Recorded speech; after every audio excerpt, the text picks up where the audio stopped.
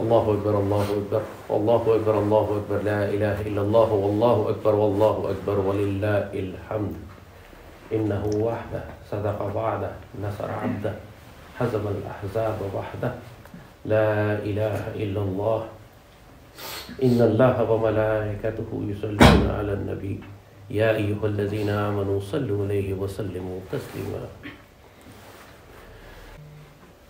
سیدی رسول اللہ نے قیامت تک آنے والے تمام واقعات مسلمانوں کو پہلے سے ہی ان کے بارے میں آپ نے خبردار فرما دیا تھا، بشارتیں عطا فرما دی تھی، خبر دی تھی، روحانی انٹیلیجنس دی تھی۔ اور اس میں حکمت کیا تھی؟ کیوں سیدی رسول اللہ نے اپنی امت کو قیامت تک آنے والے واقعات کے بارے میں پہلے سے آگاہ فرما دیا؟ کیا وہ اس لیے کہ مسلمان اس کو سن لیں، جان لیں اور ہاتھ پہ ہاتھ رکھ کر بیٹھے رہیں، یا اس لیے کہ اپنے زمانے کے حالات کے مطابق جب وہ بشارتیں اور خوشخبریاں اور وہ خبریں اور وہ نصیحتیں تمہارے سامنے آئیں تو تم اس کے مطابق اپنی حکمت عملی بناؤ اور اپنے آپ کو منظم کرو اور ان خطرات کے جواب میں ایمان کو زیادہ مضبوطی سے پکڑو؟ ظاہر بات ہے کہ سیدی رسول اللہ نے یہ سب کچھ، ساری خوشخبریاں، قیامت تک آنے والے سارے واقعات، ساری روحانی انٹیلیجنس اس لیے نہیں بتائی تھی کہ اس کا کوئی فائدہ نہیں ہے، یہ صرف تمہارے مزے کے لیے اور تمہاری معلومات کے لیے تمہیں دی جا رہی ہے۔ یہ تمہیں اس لیے بتایا گیا تھا کہ تم اس کے مطابق اپنی حکمت عملی کو بناؤ۔ یہ تمہیں اس لیے بتایا گیا تھا کہ جب تم ان واقعات کو دیکھو تو دکھ اور پریشانی میں آ کر ہاتھ پاؤں توڑ کر مایوس ہو کر ختم مت ہو جانا، بلکہ یہ جان لینا کہ یہ سب کچھ اللہ کی حکمت میں تھا، یہ لکھا گیا تھا، اس نے ہونا تھا، تاکہ تمہیں ان خطرات سے آگاہ کیا جائے کہ جو آنے والے ہیں، تاکہ تم اپنی تیاری کر لو۔ جو کچھ ہونے والا ہے سیدی نے پہلے بیان فرما دیا ہے۔ ان ہیرے اور موتیوں کو جو سیدی نے بیان فرمایا تم نے جوڑ کر صرف تصویر بنانی ہے کہ تمہیں سمجھ میں آئے کہ اس کی کیا حکمت ہے۔ بہت جگہ پہ سیدی نے صاف کھل کے بات بیان فرمائی، بہت جگہ آپ نے اشاروں میں بات فرمائی، بہت جگہ آپ نے خاموشی اختیار فرمائی۔ جہاں کھل کے بات بیان فرمائی وہ بالکل واضح ہے کہ تمہارے سامنے آپ نے راستہ بتا دیا ہے کہ تمہیں خبردار کیا جا رہا ہے۔ سیدی نے دجال کے فتنوں سے پوری قوم کو اچھی طرح آگاہ کیا، بلکہ فرمایا کہ کوئی نبی ایسا نہیں گزرا جس نے دجال کے فتنوں سے اپنی قوم کو نہ آگاہ کیا ہو، نہ ڈرایا ہو۔ آج جو کچھ ہماری آنکھوں کے سامنے ہو رہا ہے، ایک ایک بات سیدی نے اپنی احادیث مبارکہ میں بتائی ہوئی ہے، اور علماء نے اور مسلمانوں نے صدیوں زمانہ آخر کی احادیث میں ان کو جمع کیا ہے۔ بہت سی باتیں تھیں جو مسلمانوں کو سمجھ نہیں آتی تھیں 1400 سال، اس دور میں سمجھ میں آئی ہے، کیونکہ یہ وہ احادیث بیان کر دی گئی تھیں 1400 سال پہلے، لیکن تھی وہ اس زمانے کے لیے۔ 1300 برس تک مسلمان اس حدیث مبارکہ پر غور ہی کرتے رہے، حیران ہوتے رہے کہ یہ کیسے ممکن ہے کہ فلسطین کی سرزمین کے ہر پتھر کے پیچھے سے یہودی مسلمان گھسیٹ کر نکالیں گے اور اس کو قتل کریں گے۔ یہ کیسے ممکن ہے کہ اہل فلسطین تو ہمیشہ سے مسلمانوں کے پاس رہا، یہاں یہودی تو تھا ہی نہیں، اتنا طاقتور تو تھا ہی نہیں، اور اگر تھا بھی تو مسلمان کیوں قتل کریں گے اس کو؟ کیونکہ 1400 سال کی تاریخ میں مسلمانوں نے کہیں پوری دنیا میں اپنی کسی تہذیب میں کبھی یہودی اور عیسائیوں کا قتل عام نہیں کیا۔ صرف اس ایک حدیث شریف میں سیدی نے کتنا احاطہ کر دیا آج کی جغرافیائی سیاست کا۔ تمام مسلمانوں کو یہ بات بتا دی گئی کہ آخری زمانے میں تم دیکھو گے کہ اہل فلسطین میں یہودیوں کی بستی قائم ہو جائے گی، یہودیوں کی ریاست قائم ہو جائے گی، وہ ظالم اور جابر ریاست ہوگی، وہ مسلمانوں پر ظلم کرے گی، اتنا ظلم کرے گی کہ مسلمان آخر میں تنگ آ کر کہیں گے کہ اس کے خلاف ہم نے جنگ کرنی ہے، اور گھسیٹ گھسیٹ کے ان یہودیوں کو بغیر کسی رحم کے پتھروں کے پیچھے سے نکال کر ذبح کریں گے۔ اب تمہیں سمجھ آئی اس حدیث کا مفہوم؟ اس ایک چھوٹی سی حدیث میں کتنی بڑی جیو پالیٹکس اور کتنی بڑی وار اسٹریٹجی بتا دی گئی کہ آنے والے دور میں کیا ہوگا۔ سیدی نے اہل فلسطین کے بارے میں فرما دیا تھا کہ میری جماعت، میری امت میں سے ایک جماعت ہوگی جو آخر وقت تک لڑتی رہے گی، اور دجال اور کفر ان کا کچھ بھی نہیں بگاڑ سکے گا سوائے ان کے کہ ان کو ذرا تکلیفیں پہنچائے گا. تو صحابہ کرام نے جب پوچھا کہ سیدی یہ جماعت کہاں ہوگی، آپ نے فرمایا بیت المقدس کے آس پاس. اب تمہیں سمجھ آیا کہ سیدی کس حدیث سے کیا مفہوم. اب پہلی حدیث کو دوسری حدیث کے ساتھ ملا، ساری آج کی جغرافیائی سیاست تمہاری آنکھوں کے سامنے آ جاتی ہے کہ فلسطینی مسلمانوں کی ایک جماعت بیت المقدس کے اطراف میں ایک یہودی ریاست کے خلاف لڑ رہی ہوگی، اور وہ اتنا ظلم کریں گے یہودی ان کے اوپر کہ بالآخر جب مسلمان تلوار نکالیں گے تو پتھروں کے پیچھے سے گھسیٹ گھسیٹ کے بغیر کسی رحم کھائے ان یہودیوں کو قتل کریں گے. سیدی نے تو صاف بیان فرما دیا تھا، لیکن 1300 سال مسلمانوں کو سمجھ نہیں آئی تھی. اور سیدی نے پھر یہ بھی فرما دیا تھا، آج ہم روتے ہیں نا مسلمان امت کہاں ہے، مسلمان امت کیوں نہیں مدد کر رہی، 1.5 ارب کی مسلمان امت نے فلسطین کے مسلمانوں کو کیوں تنہا چھوڑ دیا. سیدی نے یہ بھی فرما دیا تھا، آپ نے فرما دیا تھا کہ تم لوگ دنیا کی محبت میں، حب الدنیا و کراہیت الموت میں ایسے مبتلا ہو جاؤ گے کہ دنیا کی قومیں بھوکوں کی طرح ٹوٹ کر تم پر گریں گی جیسے دسترخوان پر گرتی ہیں. پورے مشرق وسطیٰ کے یہ نقشے انگریزوں کے بنائے ہوئے، انہوں نے ٹیشو پیپر کے اوپر، ٹوائلٹ پیپر کے اوپر لکیریں لگا لگا کر ملک بنائے تھے کہ یہ سعودی عرب ہوگا، یہ اردن ہوگا، یہ عراق ہوگا، یہ شام ہوگا. اس طرح بندر بانٹ کی تھی ان صہیونیوں اور یہودیوں نے اور ان صلیبیوں نے مسلمان امت کی خلافت عثمانیہ کے توڑنے کے بعد. اور یہ بات بھی سیدی نے بیان فرما دی تھی کہ پہلے خلافت راشدہ قائم ہوگی، اس کے بعد ملوکیت ہوگی، بادشاہتیں آئیں گی، اس کے بعد مختلف دور ہوں گے، حکومتوں کے گزریں گے، کاٹ کھانے والی بادشاہتیں آئیں گی، اور اس کے بعد آخری دور میں پھر ایک مرتبہ خلافت الحمناج نبوہ قائم ہو جائے گی.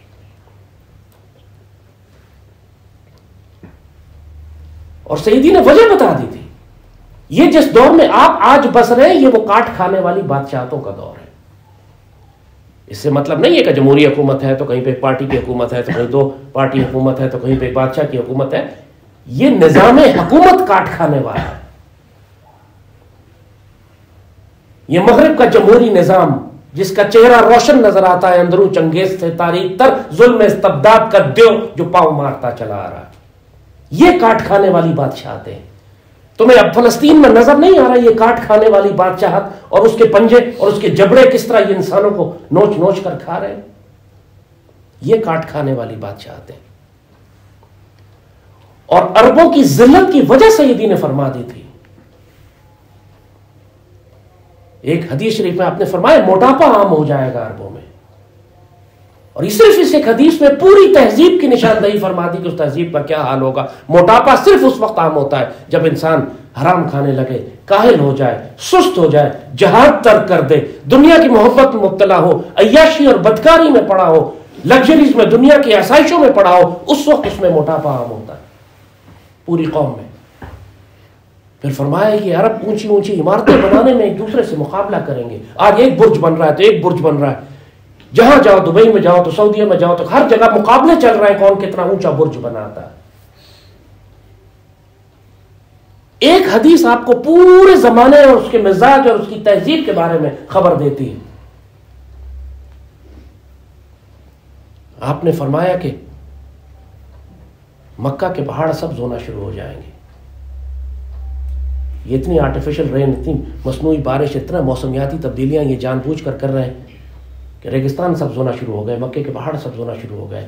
حدیث شریف میں آپ نے فرمایا کہ مکے کے راستے نہروں کی طرح ہوں گے. اوپر سے دیکھو تو جو سڑکیں بنائی ہیں انہوں نے اور جو ٹنلز بنائی ہیں بالکل دیکھنے میں لگتا ہے جیسے نہریں چل رہی ہیں اندر. حدیث شریف میں یہ بھی آپ نے فرمایا تھا کہ لوگ پلیٹوں کے ذریعے، لوگ ڈش کے ذریعے بات کریں گے. ناقابل یقین بات لگتی ہے.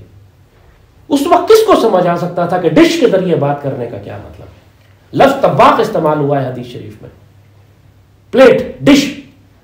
آج ساری کمیونیکیشن ڈش کے ذریعے ہو رہی ہے، سیٹلائٹس کے ذریعے ہو رہی ہے. اس حد تک تفصیل کے ساتھ سیدی نے بیان فرمایا. آج آپ دیکھ سیدی نے یہ بات فرمائی جب اہل شام میں تباہی مچ جائے تو اس کا مفہوم ہے کہ تم میں پھر کوئی خیر باقی نہیں رہے. فلسطین اہل شام ہے. شام کا مطلب صرف بشار الاسد کی حکومت نہیں ہے، شام میں فلسطین ہے. بہترین شام کا حصہ اہل فلسطین ہے، اہل مسجد اقصی ہے، اہل القدس ہے.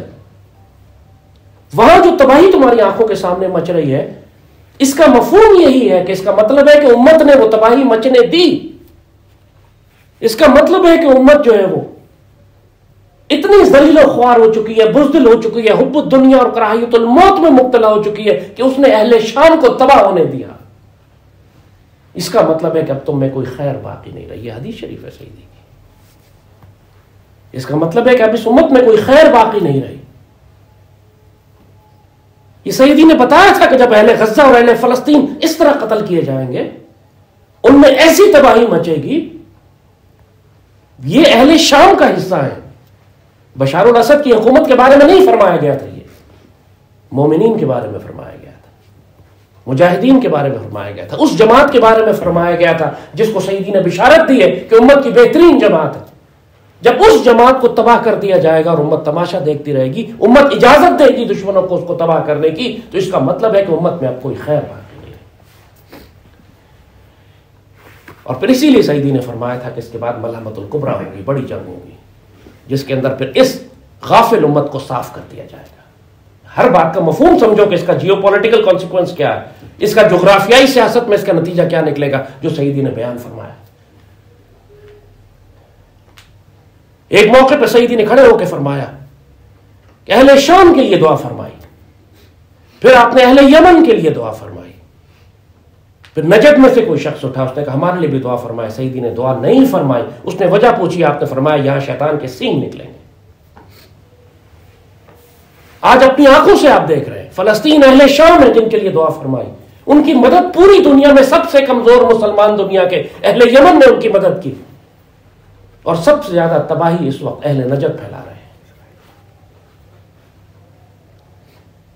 یہی حدیث ہمارے سامنے تھی، حدیث شریف، جب اہل نجد نے پاکستان سے کہا کہ اہل یمن پر حملہ کرو، اسی لیے بیچ میں ہم کھڑے ہو گئے تھے جا کر کے، ہم اجازت نہیں دیں گے اس بات کی۔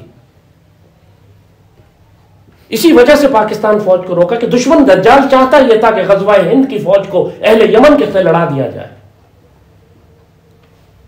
اسی لیے ہم بیچ میں کھڑے ہو گئے، اسی لیے ہم نے وہ اذان دی تھی، اسی لیے ہم سعودی عرب کی جیل میں پکڑے گئے اور سزا دی گئی، اتنا سخت مشکل وقت گزارا، صرف اس سیدی رسول اللہ کی اس حدیث کو سامنے رکھتے ہوئے ہم نے اپنی جغرافیائی سیاست یہ بنائی تھی کہ غزوہ ہند کی فوج اہل نجد کے ہاتھوں اہل یمن کو تباہ نہ کر دے کہیں۔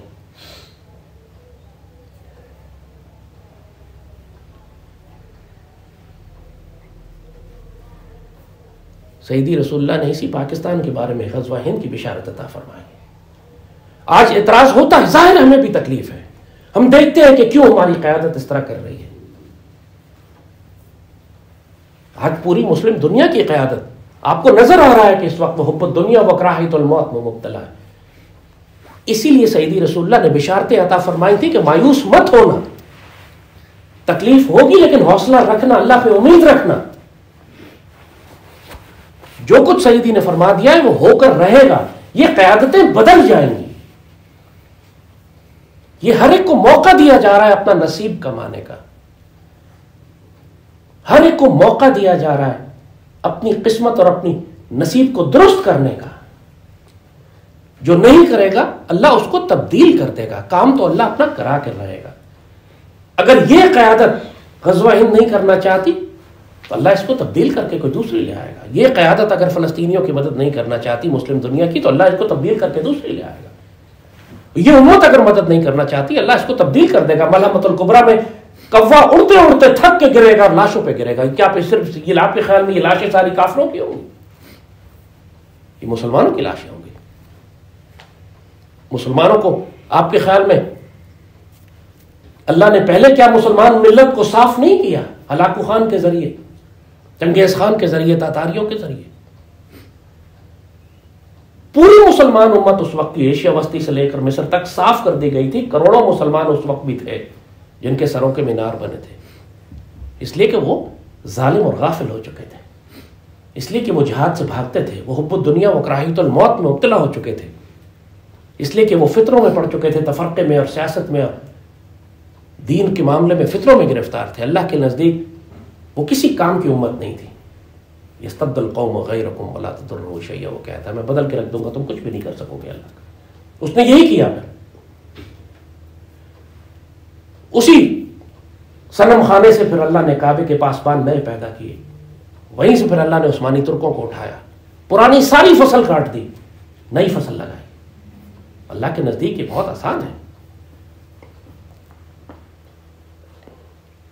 جب سیدی رسول اللہ نے یہ بات فرمائی کہ دجال ایک ہاتھ میں جہنم اور ایک ہاتھ میں جنت لے کر آئے گا، جو دنیا کو دکھائے گا کہ یہ جہنم ہے اور یہ جنت ہے، تو تم دجال کی جہنم میں داخل ہونا، دجال کی جنت میں داخل نہ ہونا، اس کا مطلب ہے کہ سیدی آپ کو پہلے بتا رہے ہیں کہ اختیار آپ کے پاس ہوگا فیصلہ کرنے کا، فیصلہ آپ نے کرنا ہے، اختیار آپ کے پاس ہے، آپ کو نصیحت اور ہدایت پہلے دی جا رہی ہے، آپ کو آگاہ پہلے ہی دیا جا رہا ہے، آپ کو اسپرچل انٹیلیجنس دی جا رہی ہے، فیصلہ آپ نے کرنا ہے۔ اور یہ سب کچھ جو آپ کو بتایا جا رہا ہے، اس لیے نہیں بتایا جا رہا کہ آپ ہاتھ پہ ہاتھ رکھ کے بیٹھے رہے، ہاتھ پہ ہاتھ درے منتظر فردا ہو، یہ تو ہونا ہی ہے، ہم کیا کریں، یہ تو ہو ہی رہا، ہم کیا کر سکتے۔ یہ تمہیں اس لیے بتایا جا رہا ہے کہ تم اپنی سائڈ چوز کرو کہ تم کس جانب ہوگے، تم سیدی رسول اللہ کے ساتھ ہوگے یا تم دجال کے ساتھ ہوگے، تم مجاہدین غزوہ ہند کے ساتھ ہوگے، تم خوارج یا مشرکین کے ساتھ ہوگے، تم اہل فلسطین کے ساتھ ہوگے یا تم اس یہودی فوج کے ساتھ ہوگے کہ جو اہل فلسطین کو قتل کر رہی ہے، تم دجال کے خلاف کھڑے ہوگے یا دجال کے ساتھ کھڑے ہوگے، تم طاغوت کا کفر کرو گے یا طاغوت کا دست بازو بنو گے، تم اس جماعت میں شامل ہوگے جو حب الدنیا و کراہیت الموت میں ہے اور اونچی اونچی عمارتیں بنانے میں مقابلہ کرتی ہے اور جس میں موٹاپا عام ہو گیا، یا تم اس جماعت میں ہوگے جس کے بارے میں سیدی رسول اللہ نے بشارت دی کہ اللہ اس کے ہاتھوں ملک شام میں دجال کو قتل کروائے گا، جو امام مہدی کے ساتھ ہوں گے جن کے ذریعے خلافت اللہ منہاج النبوہ قائم ہوگی۔ یا تم ہاتھ پہ ہاتھ رکھ کے انتظار کرو گے کہ دوسرے جانیں قربان کریں، مال قربان کریں، دوسرے اپنی زندگیاں خراب کریں، اپنے بچے شہید کروائیں، اپنے شوہر شہید کروائیں، اپنے ماں باپ کو قربان کروائیں، ہم صرف پھل کھانے کے لیے بعد میں آئیں گے، جو کہ اکثر امت کا اس وقت یہی حال ہے۔ فلسطینی لڑ لیں، افغان مجاہد اپنی جگہ لڑ لیں، جہاں جہاں مسلمان تحریک آزادی ہے وہ اپنی جنگ کر لیں۔ یہ طنز ہمارے اوپر روسیوں نے کیا، پوری مسلمان دنیا چیخ چیخ کے روس کو بلا رہی ہے کہ آؤ اسرائیل کا حملہ روکو، تو روس نے چپے ماری مسلمان دنیا کے منہ پہ۔ ان کے وزیر نے کہا کہ جنگ تم لوگوں کو خود کرنی ہے، ہم تمہاری مدد کر سکتے ہیں، تمہارے لیے جنگ نہیں کریں گے، غیرت ہے تو جنگ کر لو، ہم مدد کر دیں گے تمہاری۔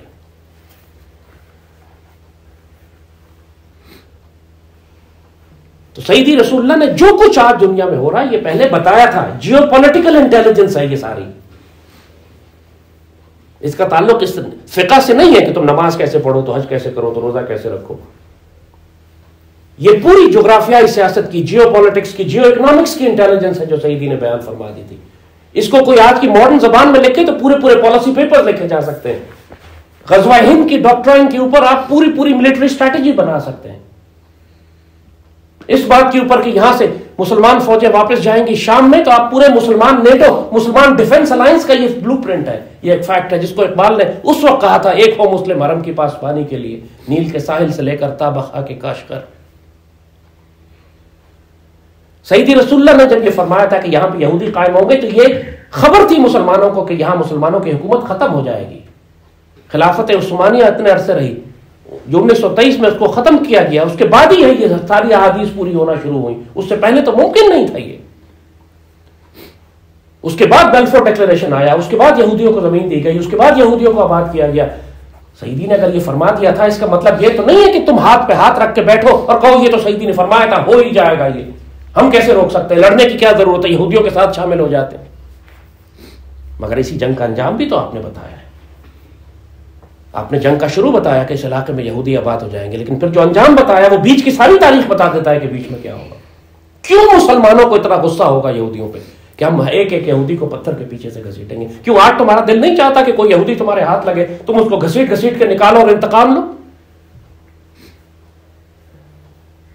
یہ غصہ ہوگا مسلمانوں میں، یہ جلال ہوگا مسلمانوں میں، کیونکہ آج جو ظلم تم اپنی آنکھوں کے سامنے دیکھ رہے ہو یہ دلیل ہے اس بات کی کہ سیدی نے جو فرمایا تھا حق فرمایا تھا۔ آج جو فلسطینیوں کا جو صبر تم دیکھ رہے ہو یہ حق ہے، اس بات کا دلیل ہے اس بات کی کہ سیدی نے اہل فلسطین کے لیے، اہل شام کے لیے جو دعا فرمائی تھی درست فرمائی تھی۔ آج جو تم اہل یمن کا کردار دیکھ رہے ہو وہ دلیل ہے اس بات پر کہ سیدی رسول اللہ نے اہل یمن کی جو بشارت فرمائی تھی سچ فرمائی تھی۔ آج تم اہل نجد کا جو کردار دیکھ رہے ہو وہ دلیل ہے اس بات کی کہ شیطان کے سینگ جس خطے سے نکلنے وہ نجد ہے، پوری مسلمان دنیا کے فتنے نجد سے نکل رہے ہیں۔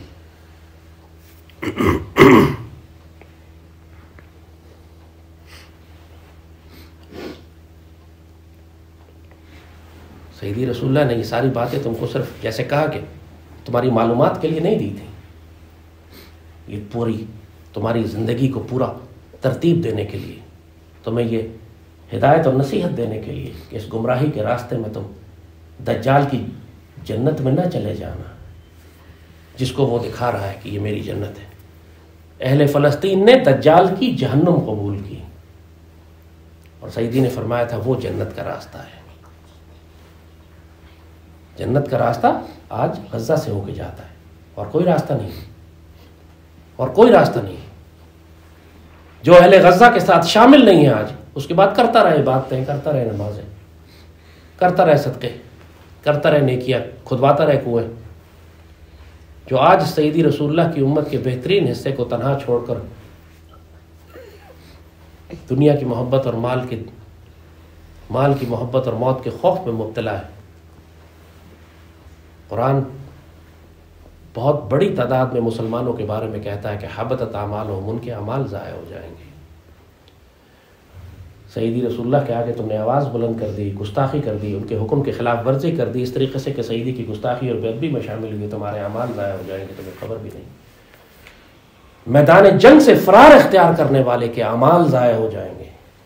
آج ہم میدان جنگ سے فرار اختیار کر رہے ہیں نا۔ آج امت کیا کر رہی ہے؟ آج امت اور کیا کر رہی ہے؟ تمام حکمران کس بات سے خوف زدہ ہے؟ امریکن ایئرکرافٹ کیریئر آ جائے گا، معیشت تباہ ہو جائے گی، معیشت مضبوط نہیں ہے۔ تم میدان جنگ سے اس لیے فرار اختیار کر رہے ہو کہ تم بزدل اور بے غیرت ہو، اور تم کو دنیا کی محبت ہے، اور تم جہاد نہیں کرنا چاہتے، تم جہاد سے فرار اختیار کر رہے ہو، میدان جنگ کی جانب پیٹھ دکھا رہے ہو، تمہارے اعمال ضائع ہو جائیں گے، ہو چکے ہوں گے۔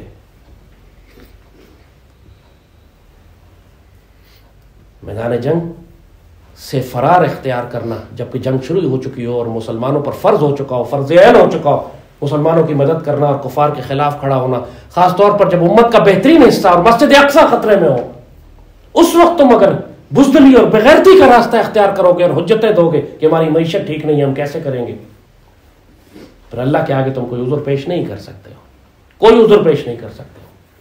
یا تم تلوار سے لڑو، یا تم قلم سے لڑو، یا تم سوشل میڈیا سے لڑو۔ جنگ تو تم نے کرنی ہے۔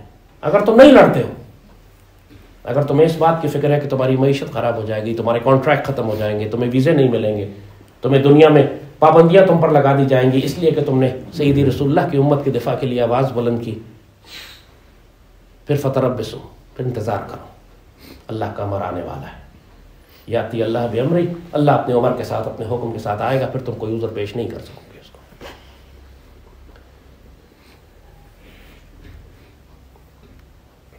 غزوہ ہند ہونا ہے، اسی پاکستانی قوم اور پاک فوج نے لڑنا ہے، بشارتیں سیدی نے دے دی ہیں، مگر یہ اختیار ہماری قوم اور حکمرانوں کے پاس تھا کہ تم آسان راستہ اختیار کرتے ہو یا مشکل راستہ اختیار کرتے ہو۔ ہم لوگوں نے مشکل راستہ چن لیا، اپنے آپ کو تیار کر کے سیدی رسول اللہ کی اس احادیث شریف کو اپنی ملٹری ڈاکٹرن بنانے کے بجائے، اپنی قومی پالیسی بنانے کے بجائے ہم مذاق اڑا رہے ہیں آج تک۔ نتیجہ یہ ہوگا کہ جب اللہ کا امر آئے گا تو اس قوم کا، اس ملک کا بڑا حصہ صاف کر دیا جائے گا۔ صرف ان لوگوں کو اس آگ کی بھٹی میں سے گزار کر، تپا کر، پکا کر نکالا جائے گا کہ جو واقعی اللہ سے محبت کرتے ہوں گے اور اللہ ان سے محبت کرتا ہوگا، وہ اللہ سے راضی ہوں گے، اللہ ان سے راضی ہوگا، اور وہ کسی ملامت کرنے والے کی ملامت کی پرواہ نہیں کریں گے۔ یہ صرف بتائی گئی ہے مومنین کے قرآن میں۔ ہمارے یہاں جس سے بات کرو پہلا سوال کرتا ہے لوگ کیا کہیں گے، دنیا کیا کہے گی، انٹرنیشنل پاورز کیا کہیں گی، امریکہ کیا کہے گا۔ یہ ہے وہ تشریح جو قرآن میں فرمائی ہے، یہ ملامت کرنے والے کی ملامت کی پرواہ کرتے ہیں۔ مومنین کی صفت یہ بتائی گئی ہے کہ وہ ملامت کرنے والے کی ملامت کی پرواہ نہیں کرے گا، وہ کرے گا جو کرنا ہے۔ کیا اہل فلسطین نے پرواہ کی کہ دنیا کیا رائے رکھے گی، امریکہ ان کے بارے میں، اقوام متحدہ ان کے بارے میں کیا کہے گا؟ اور کیا اہل یمن نے پرواہ کی؟ سر دھڑ کی بازی لگا دی یمن والوں نے۔ دنیا کی بڑی بڑی طاقتوں کو، اتنا سا یمن بیچارہ اتنے سالوں سے کھانے کو نہیں ہے، بھوکے مر رہے ہیں بیچارے۔ انہوں نے جنگ دیکھی ہے، وہ جانتے ہیں کہ بمباری کے نیچے رہنے کا کیا مطلب ہے۔ انہوں نے دیکھا ہے کہ فاقہ کرنا اور بھوکے رہنے کا مطلب کیا ہے، جب دنیا کی ساری طاقتیں بھیڑیوں کی طرح تمہارے اوپر حملہ آور ہو جائیں۔ سعودی عرب اکیلا تو نہیں تھا ان کے خلاف، دنیا کی ساری طاقتیں تھیں، امریکہ، نیٹو، یورپ، سب اس کے ساتھ شامل تھے، یمن پر حملہ کرنے میں. کئی 5 6 7 سال جنگ چلی, ہزاروں لاکھوں یمنی بیچارے مارے گئے, بچے بھوک سے مرے. وہاں بھی یہی ظلم ہوا. وہ سمجھتے ہیں اہل فلسطین کا درد. اس لیے جب اہل فلسطین کو تکلیف ہوئی تو سب سے پہلے اہل یمن نے آواز اٹھائی. اویس قرنی رضی اللہ تعالیٰ عنہ کا ملک ہے, اور یمنی بڑے فخر سے تسلیم کرتے, مانتے ہیں اس بات کو کہ ہم اصل عرب ہیں. عرب شروع یمن سے ہوئے, عرب تہذیب شروع یمن سے ہوئی ہے, یہ اصلی عرب ہے, ان میں بڑی غیرت ہے. یہ مرد کوہستانی ہے. اقبال جو کہتا ہے بندہ صحرائی ہو یا مرد کوہستانی, یہ پہاڑوں پہ رہنے والے دلیر لوگ ہیں, غیرت والے لوگ ہیں, تہذیب والے لوگ ہیں, تمدن والے لوگ ہیں, سیدی رسول اللہ سے محبت کرنے والے لوگ ہیں. اور آپ دیکھیں دنیا کی طاقتیں کیسے خوفزدہ ہیں ان کے آگے. انہوں نے وہ سمندری راستہ بند کر دیا, کسی کی ضرورت نہیں ہو رہی کہ ان پر حملہ کرے. ایک گولی نہیں چلائی گئی اہل یمن کے اوپر, اور یہ روز ایک جہاز توڑتے ہیں. پوری دنیا میں صہیونی طاقتوں کا بیڑا غرق کر کے رکھ دیا انہوں نے باب المندب کیا بند کیا کہ سوئس کینال میں ٹریفک بند ہو گئی, کیونکہ سارا وہ تجارتی جہاز یا اسرائیل کے تھے یا اسرائیل کے لیے سامان لے کے جا رہے تھے, وہ سب بند ہو گئے. کسی جہاز کا, بحری جہاز کا کوئی تعلق اسرائیل سے نکلے گی اس پر حملہ کرتے ہیں, اس کو روکتے ہیں, اس کو تباہ کرتے ہیں. کیونکہ اللہ نے اب ان کی زد میں وہ بحری راستے دے دیے ہیں جہاں سے پوری دنیا کے یہودیوں کی معیشت, جو ان کی تجارت ہے, اس کی شہرت گزرتی ہے. انہوں نے شہرت پکڑ لی. تم ہمیں مار بھی دو گے تو ہم تمہارا جہاز تو نہیں گزرنے دیں گے. اب یہودیوں کے لیے خدا ان کا باپ ہے. یورپ کی, اقبال نے جو کہا تھا, یورپ کی رگے جاں پنجہ یہود میں ہے, اس طرح یہود کی رگے جاں سود میں, پیسے میں, مال میں. تم 4-5 یہودی کتے مار دو, انہیں فرق نہیں پڑتا, لیکن ان کا مال لوٹ لو, ان کو بڑی آگ لگتی ہے. ان کی تجارت تباہ کر دو, ان کا پیسہ لوٹ لو, ان کو بڑی آگ لگتی ہے. کیونکہ یہ کام ہی پیسے اور سود اور تجارت پہ کرتے ہیں.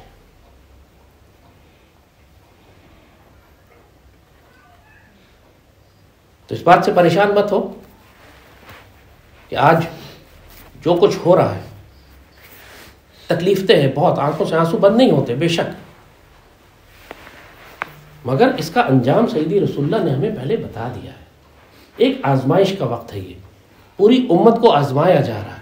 اس کو موقع دیا جا رہا ہے توبہ کرنے کا, اس کو موقع دیا جا رہا ہے اپنی سائڈ چوز کرنے کا, کہ تم دجال کے ساتھ کھڑے ہوتے ہو یا سیدی رسول اللہ کے ساتھ کھڑے ہوتے ہو. اس کو موقع دیا جا رہا ہے اپنی تربیت کرنے کا. اس پر حجت تمام کی جا رہی ہے, اس کے حکمرانوں پر, اس قوم پہ, اس کے علماء پر, اس کے میڈیا پر, اس کے دانشوروں پر حجت تمام ہو رہی ہے, تاکہ کل کو جب اللہ کا امر نازل ہو تو اس میں کوئی ایک شکایت نہ کر سکے کہ مالک ہمیں آپ نے موقع نہیں دیا, یا ایک موقع ہمیں اور دے دیا. قرآن الفاظ ان کے سارے بیان کرتا ہے. جب ان پر عذاب آتا ہے تو یہ کہتے ہیں ہمیں ایک موقع اور دے دیں. موقع مل چکا تم لوگوں کو بہت ہے, 70-75 دن غزہ کی لڑائی کے بہت ہے, تمہیں موقع مل چکا. کسی ایک مسلمان نے اپنی مرضی سے, جرأت کردار سے ایک پانی کی بوتل لے کے کوئی غزہ میں داخل نہیں ہوا جب تک یہودی اجازت نہ دے. ہزاروں ٹرک کھڑے ہوئے ہیں مصر میں, مگر یہودیوں کی اجازت کا انتظار ہو رہا ہے. 57 مسلمان ممالک اور ان کی تمام فوجیں, دنیا کے سب سے ذلیل ترین کتے, خنزیر, جہنم مغضوب علیہ, لعنتی لوگوں کی اجازت کا انتظار کر رہی ہے کہ وہ ہمیں اجازت دے تو ہم سیدی رسول اللہ کی امت کے بہترین حصے کو پانی کی بوتل پہنچا سکیں. ان للہ و انا الیہ راجعون. اب مجھے بتاؤ اللہ کو کیا پڑی ہے کہ اس امت کو رکھے؟ زیادہ مظاہرے کافر کر رہے ہیں عیسائی, اور دنیا کے اچھے انسان زیادہ مظاہرے کر رہے ہیں فلسطین کے حق میں. مسلمان دنیا میں شاید ہی کوئی مظاہرہ نظر آتا. سب نے اس کو اپنے تقدیر اور اپنا نصیب سمجھ کے قبول کر لیا. اللہ کا شکر اور کرم اور احسان ہے, جیسے سیدی نے فرمایا تھا کہ معاشی طور پر ان کو بہت تکلیف دیں گے, نقصان پہنچائیں گے, سب کچھ کریں گے, لیکن اللہ کے فضل سے اہل فلسطین کی اس جماعت کو دشمن ختم نہیں کر سکیں گے. آج کتنے دن ہو گئے, پوری دنیا کی فوجی ماہرین, عسکری ماہرین, پوری دنیا کے ڈیفنس اینالسٹ حیران پریشان ہیں کہ کس طرح وہ چھوٹی سی 20-25 ہزار مجاہدین کی جماعت جو زیر زمین سرنگوں میں رہتی ہے 10-12 لاکھ حصہ یہودی فوج کا مقابلہ کر رہی ہے, جس کے پیچھے کئی ایٹمی طاقتیں اپنے پورے وسائل کے ساتھ کھڑی ہیں, بے تحاشا اسلحہ اور بے تحاشا سامان, اور کئی ایٹم بم گرائے جا چکے ہیں. اس کے باوجود 20-25 ہزار نوجوان یونیورسٹی اور کالج کے لڑکے اور طالب علم, کوئی میڈیکل اسٹوڈنٹ ہے تو کوئی جم ٹرینر ہے تو کوئی انجینئرنگ کا اسٹوڈنٹ ہے تو کوئی دکاندار تھا, وہ ڈٹے ہوئے ہیں تمام تر نقصان اٹھانے کے باوجود، اور ذلیل اور رسوا کر کے رکھ دیا انہوں نے یہودیوں کو، دنیا میں ان کا بھرم توڑ دیا، ان کی طاقت کا غرور تکبر توڑ کے زمین میں خاک میں ملا دیا۔ بے شک مسلمانوں نے نقصان اٹھایا، لیکن ہر مسلمان شہید ہونے کے بعد جس کے آس پاس کے لوگ 40 50 لوگ خاندان کے 20 لوگ پورے خاندان کے شہید ہو جاتے ہیں، اور وہ اٹھ کے کہتا ہے حسبنا اللہ و نعم الوکیل۔ اس کا مفہوم بھی سمجھتے ہو حسبنا اللہ و نعم الوکیل کا کیا ہے؟ نعم المولا و نعم النصیر۔ ہم تو صرف الفاظ بیان کرتے ہیں، وہ تو اس پہ زندگی گزارتے ہیں، وہ تو جیتے ہیں۔ حسبنا اللہ و نعم الوکیل، اللہ ہمیں کافی ہے، نہ آئے مسلمان ملت ہمیں کوئی فرق نہیں پڑتا، نہ آئے دنیا کی طاقت کوئی فرق نہیں پڑتا، ہمیں اللہ کافی ہے۔ نعم الوکیل، وہ ہمارا وکیل ہے، ہمارا مقدمہ اللہ لڑے گا۔ وکیل وہی ہوتا ہے جو تمہارا مقدمہ لڑتا ہے، تمہاری جانب سے کیس پلیڈ کرتا ہے۔ ہمیں ضرورت نہیں ہے اقوام متحدہ کی وہ ہمارا مقدمہ لڑے، ہمیں ضرورت نہیں ہے ان ظالم اور جابر ذلیل مسلمان حکمرانوں کی کہ وہ ہمارا مقدمہ لڑے۔ اللہ ہمارا وکیل ہے، وہ ہمارا مقدمہ لڑ رہا ہے۔ اللہ فرماتا ہے کہ بندہ مومن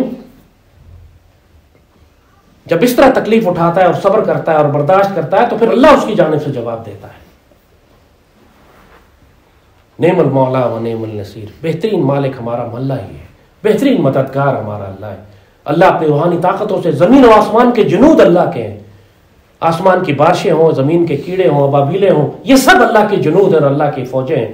کبھی یہودیوں میں بیماریاں لگ جاتی ہیں، کبھی ان پر دہشت کا اللہ روب اور دہشت طاری کر دیتا ہے، کبھی ان سے غلطیاں کوتاہیاں ایسے کراتا ہے وہ خود چیخنے مجبور ہیں، ہم بھوتوں سے لڑ رہے ہیں، نہ جانے ہمیں دشمن نظر نہیں آتا، ہمیں کون قتل کر رہا ہے۔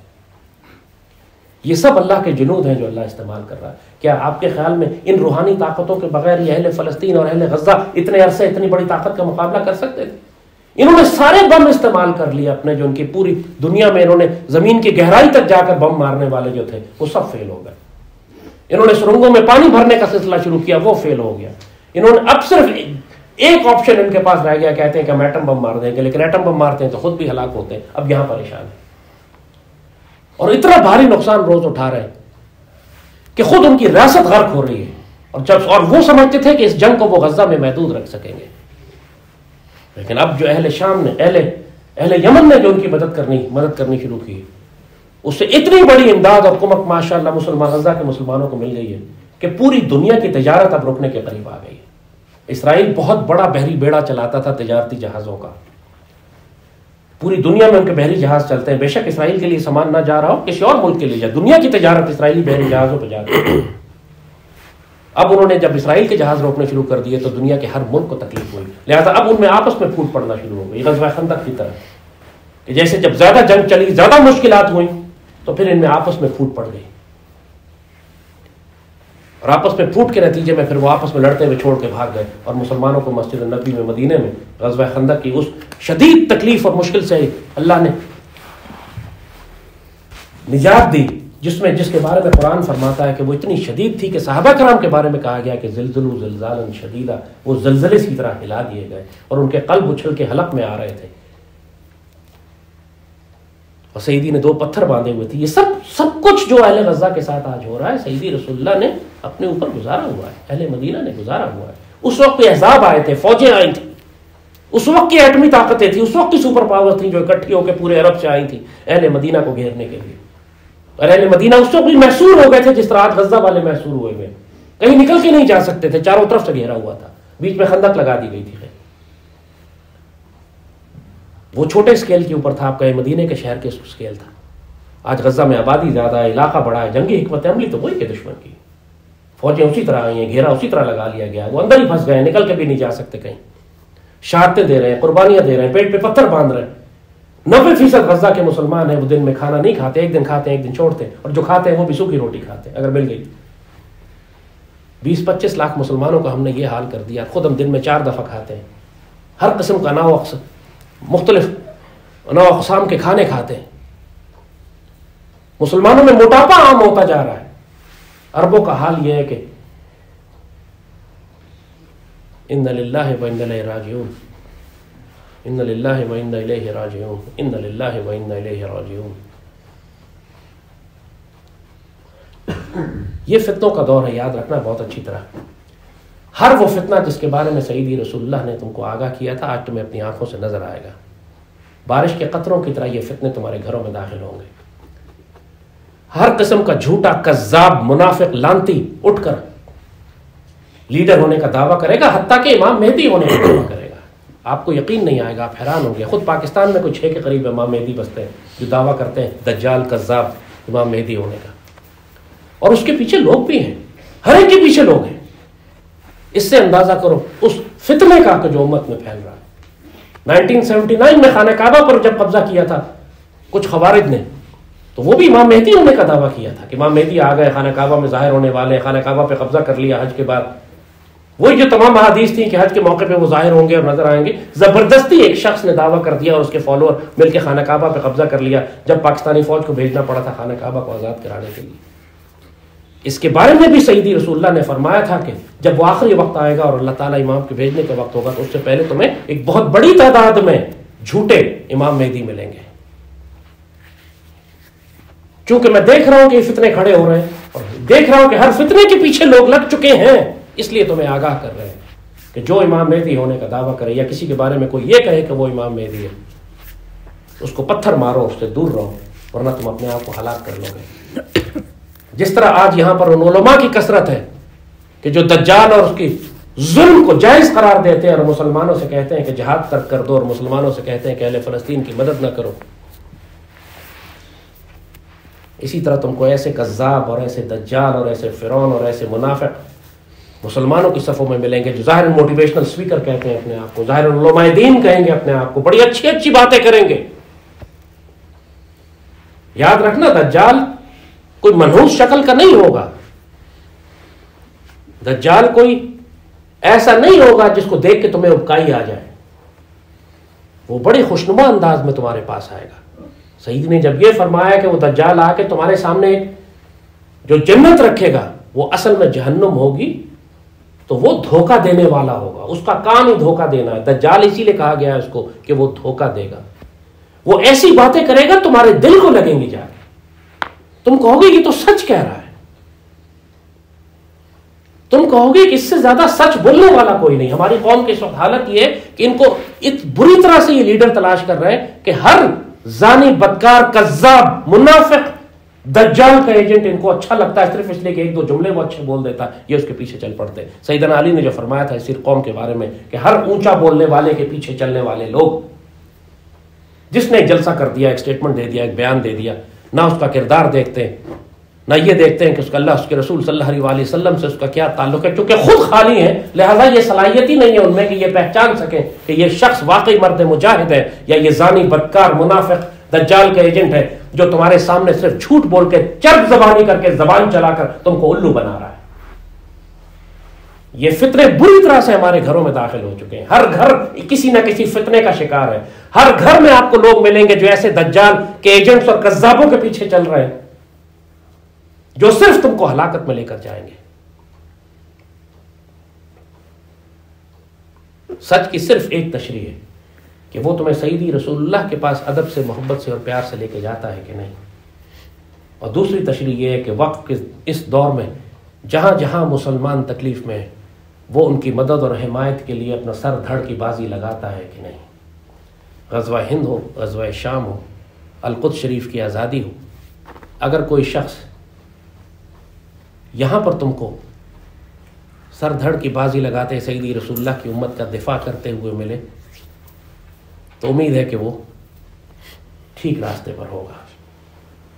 جو شخص تم کو زہریلے ٹیکے لگاتا ہوا نظر آئے، ورلڈ اکنامک فورم کے ایجنڈے پہ کام کرتا نظر آئے، تم کو جہاد سے دور کرے، تمہیں ذلت و خواری اور رسوائی کا درس دے، تمہیں غزوہ ہند سے دور کرے، تمہیں فلسطین اور القدس کی آزادی سے دور کرے، تمہیں اسرائیل کو تسلیم کرنے کا کہے، اس کو سمجھ جاؤ کہ یہ فتنے میں ڈوب چکا ہے، یہ ہلاکت میں پڑا ہوا ہے، اس سے دور رہنا۔ میں صاف بتا رہا ہوں، جو کہے 2 اسٹیٹ سولوشن فلسطین کا، سمجھ لینا وہ دجال کے لیے کام کر رہا ہے، جانے یا نہ جانے، جانتا ہو یا نہ جانتا ہو، احمق ہو یا دانا دشمن ہو، وہ دجال کے لیے کام کر رہا ہے، اس کے فتنے سے بچ کے رہنا۔ سیدی رسول اللہ نے ہمیں ضرور بتا دیا تھا یہ کہ فلسطین میں یہودیوں کی ریاست قائم ہوگی، مگر کہیں بھی سیدی رسول اللہ نے یہ نہیں فرمایا تھا کہ مسلمان اس کو قبول کر لیں گے۔ بہت سی باتیں جہاں سیدی خاموش ہیں، سعیدی نے حالات کے مطابق چھوڑ دیا ہے معاملہ، راز نہیں کھولے. مجھے پوری احادیث شریف میں کہیں یہ نہیں ملتا، اگر کسی کو ملے تو ضرور مجھے بتائیں کہ یہ حدیث کسی کی نظر سے گزری. مجھے کہیں پور تمام احادیث شریف میں یہ نہیں ملتا کہ مسجد اقصی گرائی جائے گی یا نہیں گرائی جائے گی، اور ہیکل سلیمانی کی تعمیر ہوگی یا نہیں ہوگی. تو میرا اس پہ گمان یہی ہے کہ یہ وہ تقدیر ہے جو معلق ہے، جو تبدیل کی جا سکتی ہے اگر مسلمان جرأت و دلیری کا مظاہرہ کرے. تو یہودیوں کی ریاست تو قائم ہو چکی ہے، وہ ظلم تو کر رہے ہیں، اور ظلم کے خلاف اب اہل فلسطین اٹھ بھی کھڑے ہوئے ہیں، لڑائی بھی ہو رہی ہے، اور اس کا انجام بھی بتا دیا گیا ہے کہ انشاءاللہ فلسطینیوں کو کبھی یہ ختم نہیں کر سکیں گے. یہ لڑائی بیت المقدس شریف کے آس پاس جاری رہے گی آخری وقت تک، حتیٰ کہ مسلمان فوجیں غزوہ ہند کے بعد پلٹیں گی اور حضرت امام مہدی کے ساتھ آئیں گی اور عیسیٰ علیہ السلام کے ساتھ مل کر یہاں دجال کو ہی قتل کر دیں گی.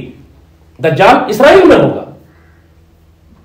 مگر یہاں پر حدیث شریف مجھے نہیں ملی. کوئی ہو تو مجھے ضرور بتائیں کہ ایسی کوئی حدیث شریف ہے کہ کیا مسجد اقصی شہید ہوگی، کیا مسجد اقصی کی جگہ ہیکل سلیمانی بن سکے گا. دشمنوں کا پلان ہے مگر کیا وہ کر سکیں گے؟ یہاں خاموشی ہے. مجھے ایسی کوئی حدیث شریف نہیں ملی ابھی تک. تو میرا گمان پھر یہی ہے، میرا انالیسس، میرا تجزیہ پھر یہی ہے، میری انسپریشن پھر یہی ہے کہ یہ وہ تقدیر ہے کہ جس کو ہم اپنے ہاتھوں سے، اپنی طاقت سے، اپنی اسٹریٹجی سے، اپنی حکمت عملی سے تبدیل کر سکتے ہیں. یعنی سعیدی نے چھوڑ دی ہے بات کہ اگر تمہیں ہمت ہے تو مسجد اقصی کو گرنے سے روک لو، ہیکل سلیمانی کو تعمیر ہونے سے روک لو. دشمنوں کا تو پلان ہوگا یقینا، جس طرح اکھنڈ بھارت کا پلان تو ہے ان کا مشرکوں کا، لیکن ساتھ غزوہ ہند بتا دینے کا مقصد یہی ہے کہ اس اکھنڈ بھارت کے پلان کو روکنے کے لیے تم نے غزوہ ہند کی حکمت عملی لگانی، تو اکھنڈ بھارت نہیں بن سکے گا. اکھنڈ بھارت بن گیا تو پاکستان تو ختم ہو گیا، پھر غزوہ ہند کہاں رہا، پھر مسلمان فوج کہاں پلٹے گی شام میں جانے کے لیے. غزوہ ہند کا مطلب ہی یہی ہے کہ اکھنڈ بھارت نہیں بن سکتا. وہ کوشش کریں گے، وہ حملہ کریں گے، وہ جنگ کریں گے، وہ نقصان ہوگا، لیکن اکھنڈ بھارت نہیں بنے گا کبھی بھی. اور یہی معاملہ اہل فلسطین کے ساتھ ہے. لیکن وہاں پر مجھے یہ احادیث شریف نہیں ملتی. جیسے میں نے کہا اگر آپ میں سے کسی کے پاس کوئی علم میں ہو تو مجھے ضرور بتائیں کہ کیا مسجد اقصی، بہت سے لوگ ہیں وہ کہتے ہیں کہ مسجد اقصی گرا دی جائے گی، ہیکل سلیمانی بن جائے گا، یہ اللہ کی مرضی ہے. میں اس بات پر قائل نہیں ہوں. میرے نزدیک یہاں خاموشی ہے. اگر یہ بات ہونی ہوتی تو سعیدی کھل کے بیان فرما دیتے کہ ایسا ہونا، جیسے آپ نے اسرائیل کے قیام کے بارے میں کھل کے فرما دیا تھا کہ اس خطے میں اسرائیل یہودی آباد ہو جائیں گے، اور آپ نے پھر جنگ کا انجام بھی بتا دیا کہ یہودیوں کو تم پتھر کے پیچھے سے گھسیٹو گے اور قتل کرو گے، اور اس سے پہلے وہ مسلمانوں پر اتنا ظلم کریں گے اہل فلسطین پر. یہ سب کچھ سعیدی نے بتا دیا. مسجد اقصی کا مجھے نہیں ملا. تو مجھے امید ہے کہ انشاءاللہ مسجد اقصی شہید نہیں ہوگی، انشاءاللہ ہیکل سلیمانی نہیں بنے گا. لڑائی ہوگی، جنگ ہوگی، ظاہر ہے یہ جنگ آخری وقت تک چلنی ہے. آخری جنگ، آخری مارکا اہل فلسطین کے درمیان میں ہی ہوگا. لد کا مقام ہے، اسرائیل میں ایک ایئرپورٹ ہے لد کا، وہاں پہ دجال قتل کیا جائے گا. وہاں انہوں نے بہت بڑا ایئرپورٹ بنایا ہے، وہاں دجال فرار ہونے کی کوشش کرے گا، وہاں ظاہر جہاز میں بیٹھے گا، بھاگنے کی کوشش کرے گا، وہیں پکڑا جائے گا، وہیں مارا جائے گا. یہ سب کچھ سیدی رسول اللہ نے بیان فرما دیا. یہودیوں کو بھی پتا ہے، ہمارا دین ہم سے زیادہ پڑھتے ہیں اور جانتے ہیں.